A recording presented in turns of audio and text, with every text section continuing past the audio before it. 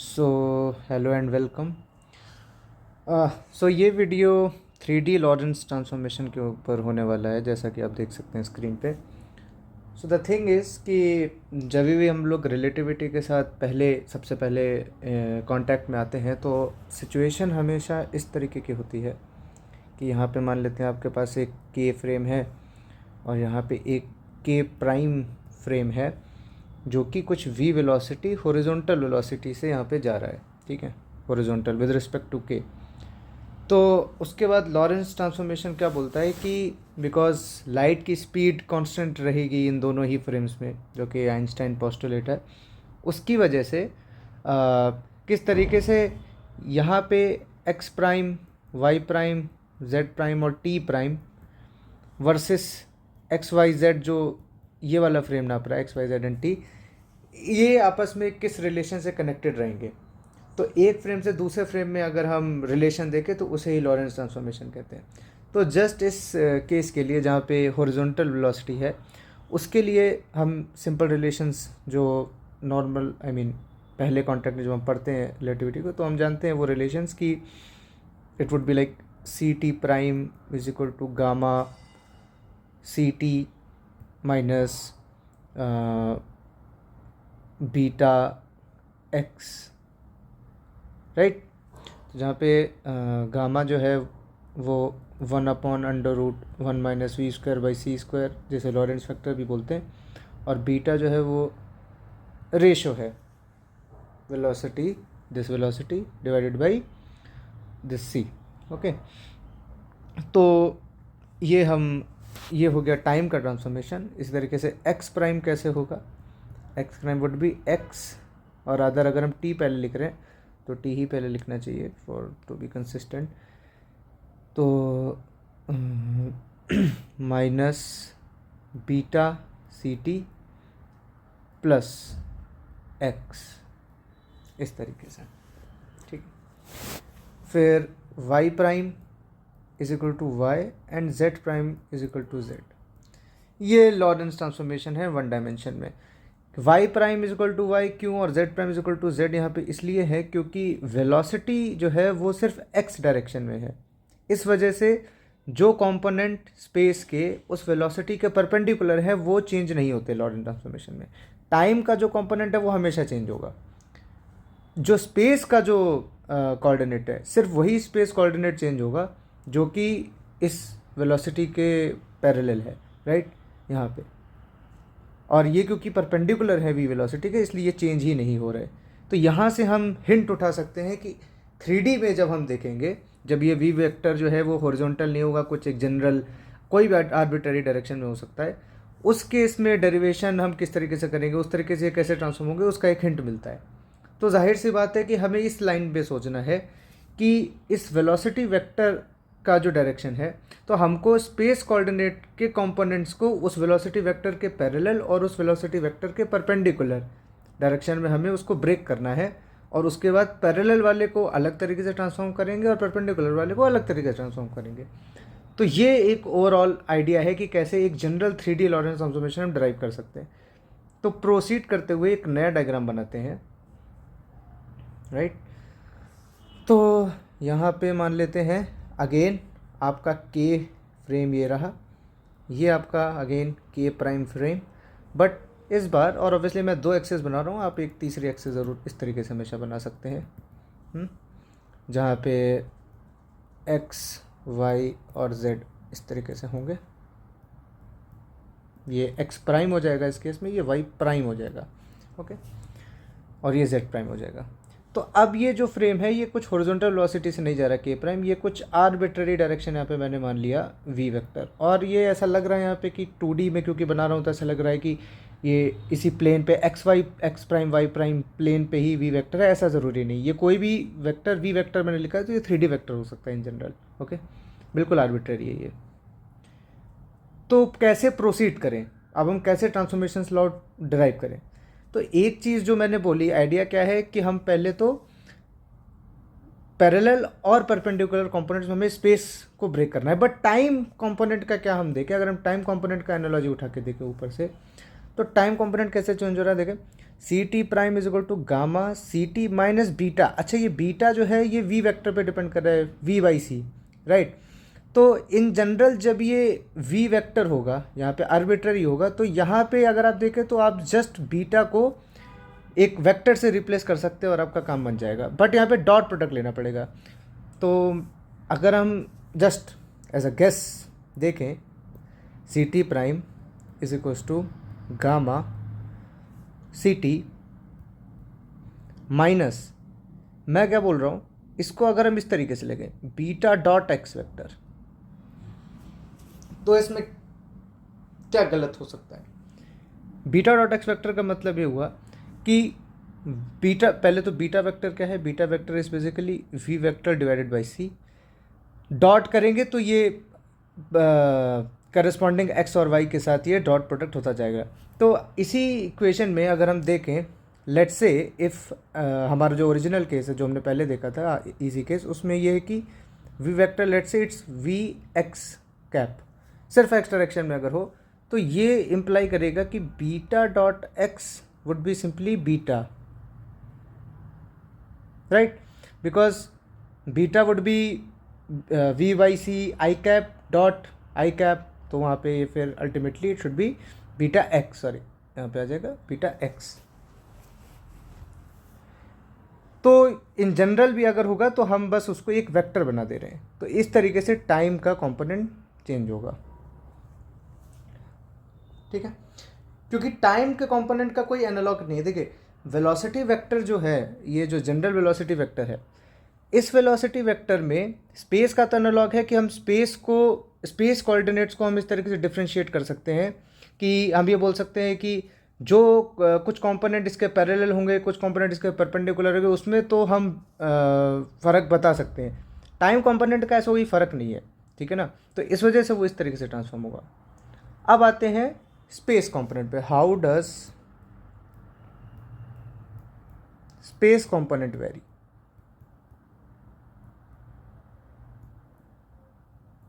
तो यहाँ पे हमें पहले तो जैसा मैंने बोला कि डिफ्रेंशिएट करना पड़ेगा कि कौन से वेक्टर्स पैरेलल है, कौन से परपेंडिकुलर। तो एक बार मैं फिर से लिखता हूँ, हमारा 1D केस में क्या था, तो 1D केस में हम देखें गामा और ये माइनस बीटा सी टी प्लस एक्स, ये था, राइट। तो ये 1D केस में इसलिए था क्योंकि तब एक्स डायरेक्शन में था। तो एनालॉजी के थ्रू हम ये बोल सकते हैं, देखिए कि एक्स प्राइम वेक्टर का वो कंपोनेंट जो कि पैरेलल है वी वेक्टर के, वो इस तरीके से चेंज होगा, गामा माइनस बीटा सी टी, ओके, प्लस एक्स, यहाँ पे एक्स वेक्टर लिखा है, तो यहाँ पे हम क्या लिख सकते हैं, x vector dot n parallel, because पहले यहाँ पे एक्स इसलिए लिखा था क्योंकि एक्स डायरेक्शन में ही ये जो केस है ये 1D के लिए है, 1D जब सिर्फ एक हॉरिजॉन्टल डायरेक्शन में वेलोसिटी थी। अभी जब हॉरिजॉन्टल डायरेक्शन में वेलोसिटी नहीं है तो उस केस में मैंने इसी को इससे रिप्लेस किया है। क्यों रिप्लेस किया है, क्योंकि जब 1D नहीं होगा कि आर्बिट्ररी डायरेक्शन होगा, तो हम क्या कर रहे हैं, हम जस्ट उस एन पैरेलल डायरेक्शन में, तो एन पैरेलल पहले तो डिफाइन कर देता हूँ। तो n parallel is basically, n parallel एक यूनिट वेक्टर है जो कि वेलोसिटी वेक्टर के पैरेलल है, तो उसका मतलब हुआ v vector upon mod v, ये एन पैरेलल की डेफिनेशन है यहाँ पे। तो स्पेस कोऑर्डिनेट का वो कंपोनेंट जो कि पैरेलल है वेलोसिटी के, वो इस तरीके से चेंज होगा, ठीक है। और हमें पता है क्योंकि एक्स प्राइम इस तरीके से चेंज होता है, बट इन 1D अगेन अगर हम 1D से एनालॉजी उठाएं, जो परपेंडिकुलर कंपोनेंट है उनका क्या, तो इन 1D बहुत आसान है, y prime is equal to y and z prime is equal to z. तो जो परपेंडिकुलर कंपोनेंट्स है वो चेंज ही नहीं हो रहे, तो हम डायरेक्टली लिख सकते हैं यहाँ पे x prime dot n perpendicular is equal to x prime dot n perpendicular, sorry यहाँ पे प्राइम नहीं आएगा बिकॉज ये अनप्राइम्ड है, ओके। तो एक बार डायग्राम बना देता हूँ मैं परपेंडिकुलर एंड पैरेलल से क्या है। तो अगर मेरा वेलोसिटी वेक्टर मैंने ऐसा बनाया था वी वेक्टर, तो हम दो डायरेक्शंस दे रहे हैं। हम क्या डायरेक्शन दे रहे हैं, एक जो इसके पैरेलल है इस वी वेक्टर के बट यूनिट वेक्टर है, तब वो कुछ इस तरीके का दिखेगा एन पैरेलल। और एक जो इस वी के परपेंडिकुलर है तो वो कुछ इस तरीके का बना सकते हैं एन परपेंडिकुलर। तो ये एन पैरेलल एन परपेंडिकुलर, ये ध्यान रखने वाली बात है कि यहाँ पे दोनों ही यूनिट वेक्टर है। ठीक है, तो हमारे पास दो इक्वेशंस आई यहाँ पे। एक इक्वेशन हमारे पास ये आ गई, एक इक्वेशन हमारे पास ये आ गई। बट अभी क्या हमारा जॉब फिनिश हो गया है? तो ऐसा तो नहीं है, क्योंकि हम चाहते क्या हैं, हम चाहते ये हैं कि हमारे पास कुछ इक्वेशन इस फॉर्म में है कि something ex prime left hand side पर है और ये something F of x vector कुछ हो, कि हम एक्स प्राइम कम्प्लीटली सेपरेट अगर कर सकें यहाँ पे लेफ्ट हैंड साइड पे, और वो किस तरीके से एक्स वेक्टर पे डिपेंड कर रहा है, तो हमारा ट्रांसफॉर्मेशन कंप्लीट हो जाएगा एक मोर कंप्लीट सेंस में। तो करना इसको अगर आप ऐसे देखो तो थोड़ा सा मुश्किल लगेगा, शुरू में आपको थोड़ा टाइम लगेगा कि कैसे हम कर सकते हैं यहाँ पे, क्योंकि डॉट प्रोडक्ट में मिक्स है, यहाँ पे एक डॉट प्रोडक्ट मिक्स है, यहाँ पे डॉट प्रोडक्ट। तो आपके पास जो ट्रांसफॉर्मेशन लॉज हैं इन जनरल वो डॉट प्रोडक्ट की फॉर्म में है। आपको ये डॉट प्रोडक्ट्स हटा के एक वेक्टोरियल फॉर्म लिखना है। शुरू में चैलेंजिंग लग रहा है बट ये उतना मुश्किल भी नहीं है अगर हम एक तरीके से देखें। तो कैसे प्रोसीड कर सकते हैं? सबसे पहले हम क्या करते हैं कि एक्स को ही ब्रेक करते हैं, एक्स वेक्टर को ही ब्रेक करते हैं, लिख के देखते हैं कि एन पैरेलल और परपेंडिकुलर डायरेक्शन में वो कैसे दिखेगा। तो एक्स वेक्टर को हम कुछ इस तरीके से लिख सकते हैं, प्लस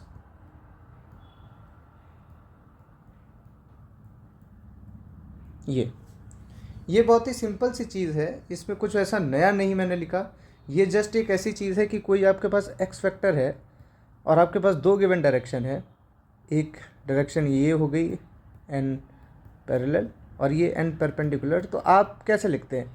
अब रिजॉल्व करके लिखते हैं ना, तो डॉट प्रोडक्ट आप लेंगे, इसके अलॉन्ग वो इसके अलॉन्ग कंपोनेंट होगा, और जब इसके साथ डॉट प्रोडक्ट लेंगे तो इसके अलॉन्ग कंपोनेंट होगा, और दोनों को लिख देंगे। बस वही मैंने लिखा है, डॉट प्रोडक्ट कंपोनेंट होता है। ठीक है, यहाँ पे इस इक्वेशन में आप ये भी देख सकते हैं कि जैसे ही आप डॉट प्रोडक्ट यहाँ पे लेंगे, मान लीजिए यहाँ पे एन पैरेलल का डॉट प्रोडक्ट लेते हैं तो n parallel dot n parallel 1 हो जाएगा और सिर्फ ये मिल जाएगा, तो L H S equal to R H S reduce हो जाएगा। इस तरीके से अगर एन परपेंडिकुलर का डॉट प्रोडक्ट लेते हैं तो ये वाला 0 हो जाएगा और ये वाला 1 हो जाएगा, और again L H S equal to R H S, straightforward equation. अब देखिए, ये चीज़ ना कि सिर्फ प्राइम बल्कि अनप्राइम के लिए, मतलब ये सिर्फ ये अनप्राइम के लिए नहीं, प्राइम के लिए भी ये इक्वेशन ठीक रहेगी, बिकॉज ये जस्ट वेक्टर डीकम्पोजिशन है, इसमें दोनों ही फ्रेम में ये होल्ड करना चाहिए कुछ इस तरीके से।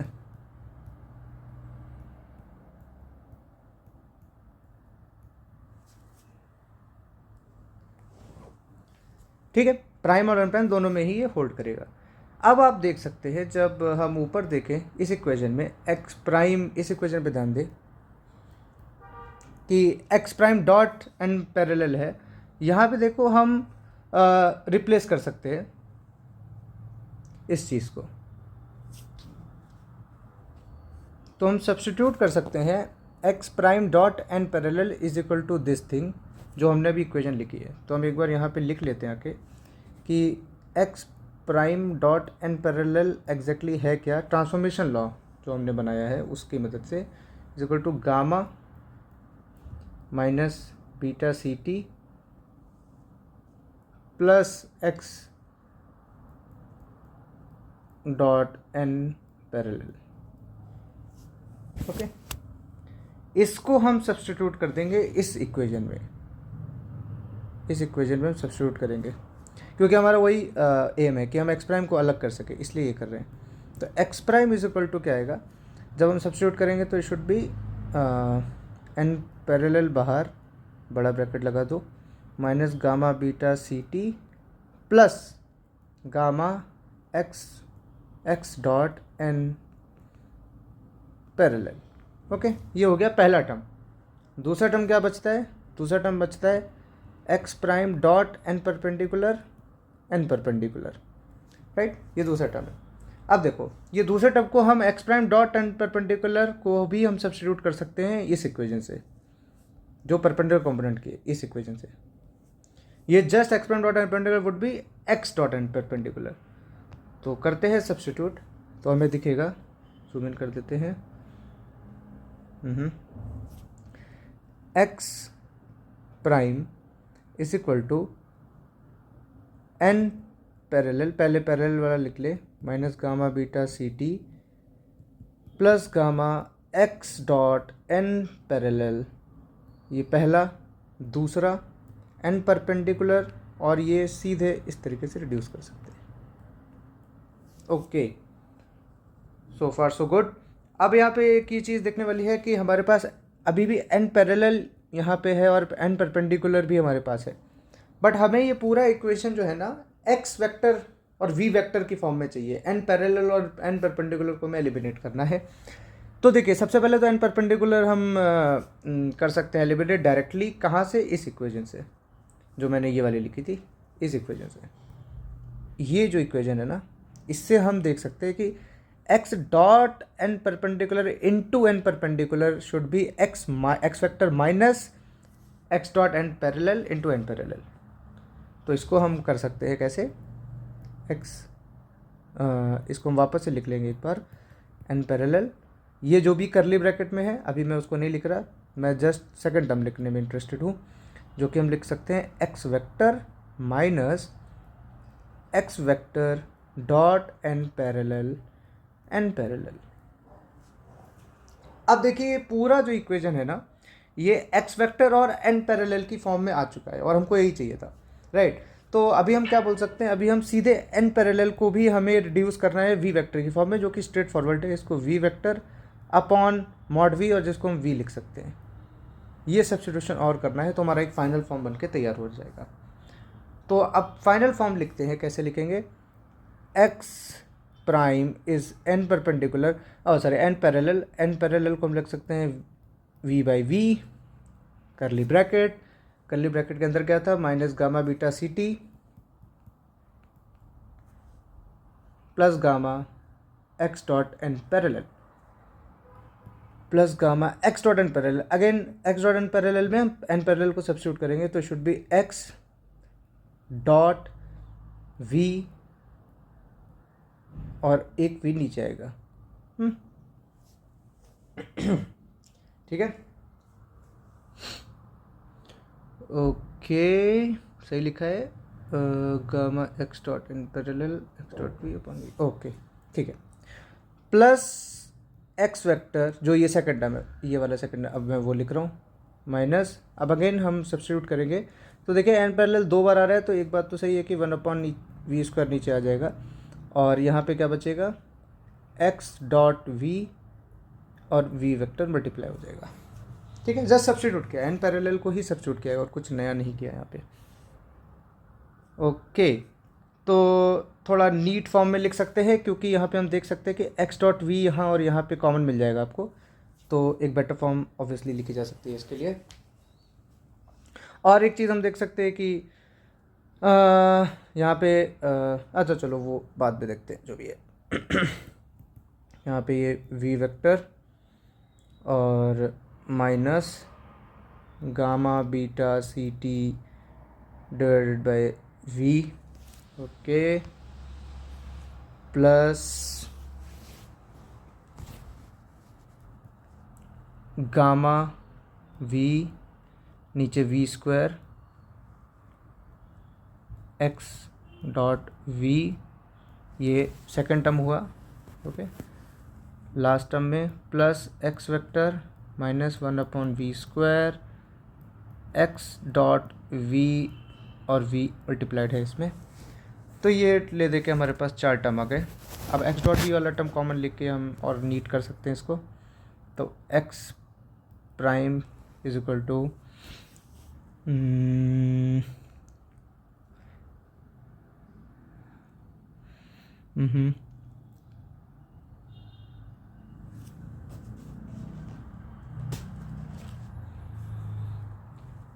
वैसे तो यहाँ पे भी हम, ओके चलो ठीक है, मैं बस ये सोच रहा था कि बीटा को हम वी बाई सी लिख के यहाँ पे सी को नीचे ला के और उसके बाद बीटा से कैंसिल कर सकते हैं, तो वो minus gamma T V vector बचेगा, तो ऑब्वियसली हम इसको ऐसे लिख सकते हैं, माइनस वी टी लिख सकते हैं, राइट। अगर आप देखें तो क्योंकि ये सी नीचे आ जाएगा तो बीटा बीटा कट जाएगा और गामा ऑब्वियसली गामा रहेगा, तो माइनस गामा वी बचेगा और टी बचेगा, राइट। पहला टर्म आराम से रिड्यूस हो गया, प्लस हम ये पूरा टर्म बाहर निकाल सकते हैं, कॉमन ले सकते हैं, एक्स डॉट वी और वी भी बाहर निकाल सकते हैं, वेरी गुड। तो और वी स्क्वायर भी ऑब्वियसली, तो ये बचेगा just gamma minus one, okay. और एक लास्ट टर्म आसान सा, वो है जस्ट एक्स वेक्टर। अब हम क्या कर सकते हैं इस चीज़ में कि हम रीस्केलिंग कर दें। रीस्केलिंग करने का मतलब क्या है यहाँ पे कि आप देख सकते हैं यहाँ पे अब पूरा जो मामला डिपेंडेंट है वो वी पे है, वी पे है, वी है और यहाँ पे भी वी है। तो ये वी एक डायमेंशन वाली क्वांटिटी है इधर, ठीक है। रीस्केलिंग कैसे कर सकते हैं हम, हर जगह पे सी से डिवाइड करते चले जाए तो वो यूनिट डायमेंशनलेस बन जाएगी, जो कि अच्छा रहता है कैलकुलेशंस के लिए और कंपैरिजंस के लिए भी। तो इस पूरी में हम सी मल्टीप्लाई और डिवाइड करते जाए जिस हिसाब से वो यूज़ हो रहा है। तो फॉर एग्जांपल पहले वाले टर्म में हम अगर सी मल्टीप्लाई करें और सी डिवाइड करें पहले वाले टर्म में, तो ये बन जाएगा माइनस गामा। तो ये v बाई सी वैक्टर होगा जिसको हम बी वेक्टर बोल सकते, बीटा वेक्टर बोल सकते हैं, सॉरी, माइनस बीटा और सी टी, ठीक है। पहला टर्म ये हो गया।